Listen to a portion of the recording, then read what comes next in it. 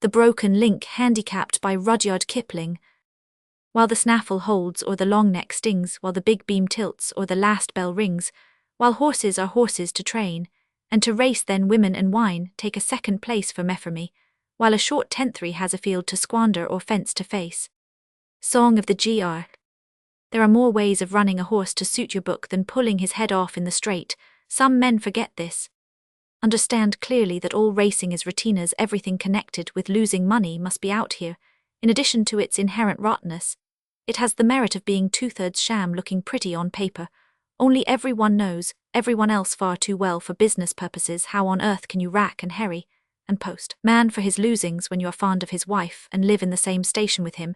He says on the Monday following, "I can't settle just yet." You say, "All right, old man," and think yourself lucky if you pull off 900 out of a 2,000 rupee debt. Any way you look at it, Indian racing is immoral and expensively immoral, which is much worse. If a man wants your money, he ought to ask for it, or send round a subscription list, instead of juggling about the country with an Australian larrikin, a brumby with as much breed as the boy, a brace of tumors in gold-laced caps, 3 or 4 equipanes with hogged mayonnaise, and a switch-tailed demi-rep of 'em, called Arab because she has a kink in her flag. Racing leads to the shroff quicker than anything else, but if you have no conscience and no sentiments and good hands and some knowledge of pace, and 10 years' experience of horses, and several thousand rupees a month, I believe that you can occasionally contrive to pay your shoeing bills. Did you ever know Shackless WG 158 course, loose mule-like ear-sparrow, as long as a gate-post stuff as a telegraph wire rand, the queerest brute that ever looked through a bridle? He was of no brand, being one of an ernicked mob taken into the Bucephalus at 4L10s a head to make up freight, and sold raw and out of condition at Calcutta. For Rs 275 people who lost money on him called him a brumby. But if ever any horse had harpoon's shoulders and the gin's temper shackles, was that horse. 2 miles was his own particular distance. He trained himself, ran himself, and rode himself, and if his jockey insulted him by giving him hints, he shut up at once and bucked the boy off. He objected to dictation. 2 or 3 of his owners did not understand this, and lost money in consequence. At last, he was bought by a man who discovered that if a race was to be won, Shackles and Shackles only would win it in his own way so long as his jockey sat still.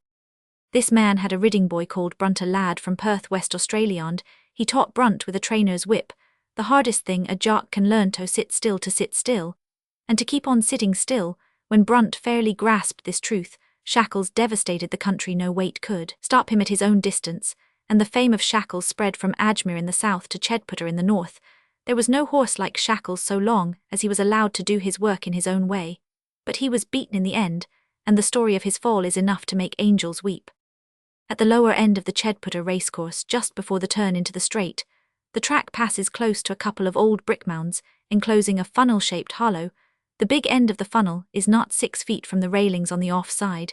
The astounding peculiarity of the course is that if you stand at one particular place about half a mile away inside the course and speak at an ordinary pitch, your voice just hits the funnel of the brick mounds and makes a curious whining echo. There, a man discovered this one morning by accident. While out training with a friend, he marked the place to stand and speak from with a couple of bricks, and he kept his knowledge to himself. Every peculiarity of a course is worth remembering in a country where rats play the mischief with the elephant litter and stewards build jumps to suit their own stables. This man ran a very fairish countrybred, a long racking high mare with the temper of a fiend, and the paces of an airy wandering seraph, a drifty glidey stretch. The mare was as a delicate tribute to Mrs. Reaver, called the Lady Regular Badgener for short Regular Bad. Shackles' jockey Brunt was a quiet, well-behaved boy, but his nerves had been shaken. He began his career by riding jump races in Melbourne, where a few stewards want lynching, and was one of the jockeys who came through the awful butchery. Perhaps you will recollect it off the Maribyrnong plate. The walls were colonial, ramparts, logs of jarrah spiked into masonry with wings as strong as church buttresses. Once in his stride, a horse had to jump or fall. He couldn't run out in the Maribyrnong plate.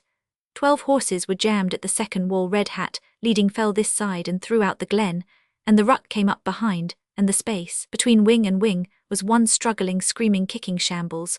4 jockeys were taken out dead. 3 were very badly hurt, and Brunt was among the 3. He told the story of the Maribyrnong plate sometimes, and when he described how Wally on Red Hat said, as the mare fell under him, "God ha' mercy, I am done for," and how next instant Scythy there and White Otter had crushed the life out of poor Wally, and the dust hid a small hell of men, and horses. No one marvelled that Brunt had dropped jump races, and Australia together. Regular Baden's owner knew that story by heart.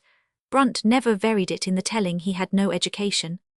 Shackles came to the Chedputter autumn races one year, and his owner walked about insulting the sportsmen of Chedputter generally, till they went to the honorary secretary in a body and said appoint handicappers, and arrange a race which shall break Shackles and humble the pride of his owner. The districts rose against Shackles, and sent up of their best Ousel, who was supposed to be able to do his mile in 153, Petard the studbred trained by a cavalry regiment, who knew how to train Gringalit the Uilam of the 75th Bobolink, the pride of Peshawar, and many others.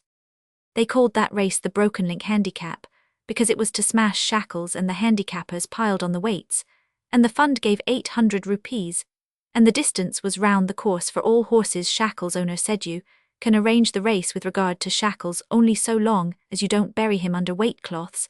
I don't mind regular." Baden's owner said, "I throw in my mare to fret Ousel 6 furlongs, is regular's distance, and she will then lie down and die, so also will Ousel, for his jockey doesn't understand a waiting race." Now this was a lie, for regular had been in work for 2 months at Dera, and her chances were good, always supposing that Shackles broke a blood vessel. Brunt moved on him. The plunging in the lotteries was fine. They filled 8,000 rupee lotteries on the Broken Link Handicap, and the account in the Pioneer said that favoritism was divided. In plain English, the various contingents were wild on their respective horses, for the handicappers had done their work well. The honorary secretary shouted himself hoarse through the din, and the smoke of the cheroots was like the smoke, and the rattling of the dice boxes like the rattle of small-arm fire. 10 horses started very level, and regular Baden's owner cantered out on his back to a place inside the circle of the course where 2 bricks had been thrown. He faced towards the brick mounds at the lower end of the course and waited.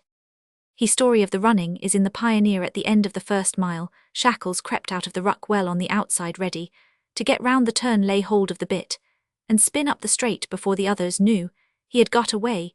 Brunt was sitting still, perfectly happy, listening to the drum of the hoofs behind, and knowing that in about 20 strides Shackles would draw one deep breath and go up the last half-mile like the Flying Dutchman. As Shackles went short to take the turn and came abreast of the brickmound, Brunt heard above the noise of the wind in his ears a whining, wailing voice on the off-side saying, "God, ha mercy, I'm done for." In one stride Brunt saw the seething smash of the Maribyrnong plate before him, started in his saddle, and gave a yell of terror. The start brought the heels into Shackles' side, and the scream hurt Shackles' feelings. He couldn't stop dead, but he put out his feet and slid along for 50 yards, and then very gravely and judicially bucked off Brunt, a shaking, terror-stricken lump, while regular Baden made a neck-and-neck race with Bobolink up the straight, and won by a short head. Petard, a bad third, Shackles' owner in the stand, tried to think that his fieldglasses had gone wrong. Regular Baden's owner, waiting by the 2 bricks, gave one deep sigh of relief, and cantered back to the stand. He had won in lotteries and bets about 15,000. It was a Broken Link Handicap with a vengeance. It broke nearly all the men concerned, and nearly broke the heart of Shackles' owner. He went down to interview Brunt. The boy lay livid and gasping with fright where he had tumbled off. The sin of losing the race never seemed to strike him. All he knew was that Wally had called him, that the call was a warning, and were he cut in 2 for it, he would never get up again. His nerve had gone altogether, and he only asked his master to give him a good thrashing and let him go. He was fit for nothing, he said. He got his dismissal and crept up to the paddock, white as chalk, with blue lips, his knees giving way under him. People said nasty things in the paddock, but Brunt never heeded. He changed into tweeds, took his stick, and went down the road, still shaking with fright and muttering over and over again, "God, ha mercy, I am done for. To the best of my knowledge and belief, he spoke the truth." So now you know how the Broken Link Handicap was run, and won. Of course you don't believe it. You would credit anything about Russia's designs on India or the recommendations of the Currency Commission, but a little bit of sober fact is more than you can stand.